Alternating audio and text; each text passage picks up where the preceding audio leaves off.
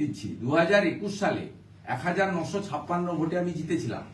2023 রাজ্য পুলিশ দিয়ে ভোট হয়েছে, 17টা গ্রাম পঞ্চায়েতের মধ্যে 11টাতে বিজেপি জিতেছে, দুটো পঞ্চায়েত সমিতি বিজেপি জিতেছে। 2024 লোকসভা ভোটে প্রাক্তন বিচারপতি অভিজিৎ গাঙ্গুলি 8,200 ভোট লিড পেয়েছেন নন্দীগ্রাম থেকে।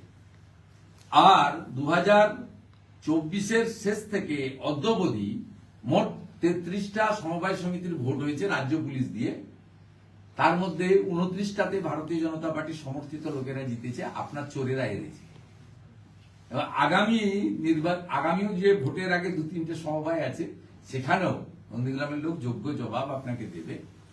এবং 1956 সঙ্গে আরেকটা শূন্য লাগিয়ে ন্যূনতম 19,560 বেশি ভোট নিয়ে ভারতীয় জনতা পার্টির মনোনীত প্রার্থী, পদ্মফুল প্রতীকের মনোনীত প্রার্থী নন্দীগ্রাম থেকে জিতবে, চোরেদের হারিয়ে।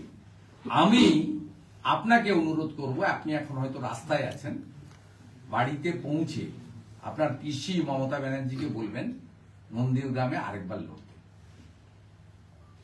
ওনাকে একবার হারিয়েছি, দ্বিতীয়বার হারাতে চাই। ভবানীপুরেও হারাবো, আর নন্দীগ্রামে যদি মমতা ব্যানার্জি লড়েন, সেখানে মমতা ব্যানার্জিকে হারাবো।